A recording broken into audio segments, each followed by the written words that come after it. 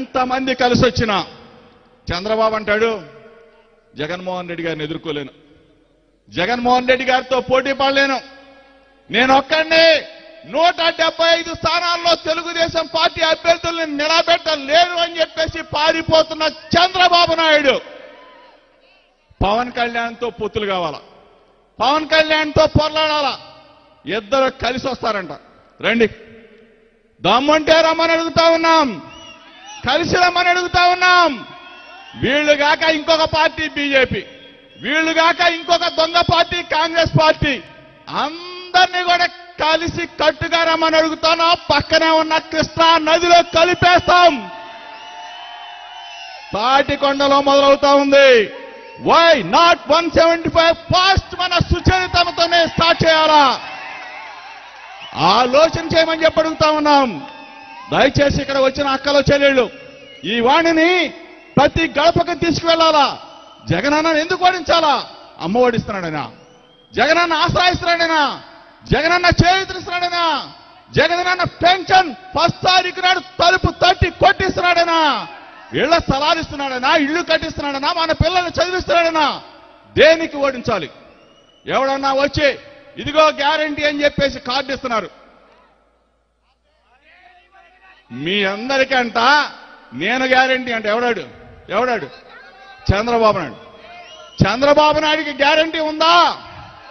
రేపో మాపో మళ్ళీ బొక్కలోకి వెళ్ళిపోయి చంద్రబాబు నాయుడు గ్యారంటీ ఉందా? మనందరి గ్యారంటీ ఎవరు? మన జగనన్న మాత్రమే, మన జగనన్న మాత్రమే. బీసీ, ఎస్సీ, ఎస్టీ, మైనార్టీ, అగ్రవర్ణ పేదలందరికీ కూడా గ్యారంటీ మన జగనన్న మాత్రమే. ఆలోచన చేయమని చెప్పేసి నా అక్కలు చెల్లెళ్ళు అన్నమ్ములు అందరింత కూడా కోరుకుంటూ జై జగన్, జై జగన్, జోహార్ వైఎస్ఆర్, జోహార్ వైఎస్ఆర్, ఓటే లాలి వైఎస్ఆర్ కాంగ్రెస్ పార్టీ, ఫ్యాన్ గుర్తుకే మన ఓటు.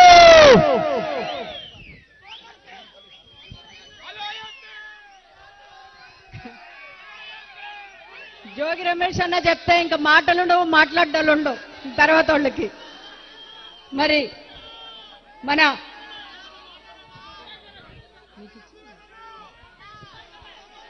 లోకల్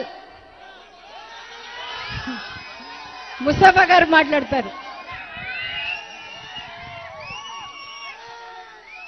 మేడం గారు లోకలే, వీళ్ళందరూ మీకు మంచి మెజారిటీ గెలిపిస్తారు మేడం, అది గ్యారంటీ ఇస్తున్నా నేను.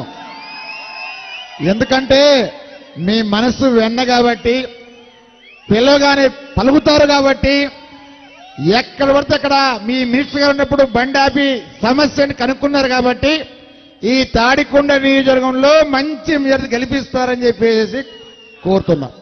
ఓకే, అదేవిధంగా ఈరోజు సామాజిక సాధికార బస్సు యాత్ర మరి మీరు చూశారు. మన ముఖ్యమంత్రి జగన్మోహన్ రెడ్డి గారి ఆశయం పెద్దది, మనసులో కోరిక ఉండాలి, ఆశయం ఉండాలి. ఎలాంటి ఆశయం? మా అబ్బాయి పెద్దోడవుతాడు, రేపు ఉద్యోగం చేస్తాడు, రేపు మంచి భవిష్యత్తు ఉంటుందని చెప్పేసి ప్రతి ఒక్కరిలో కోరిక ఉంటుంది.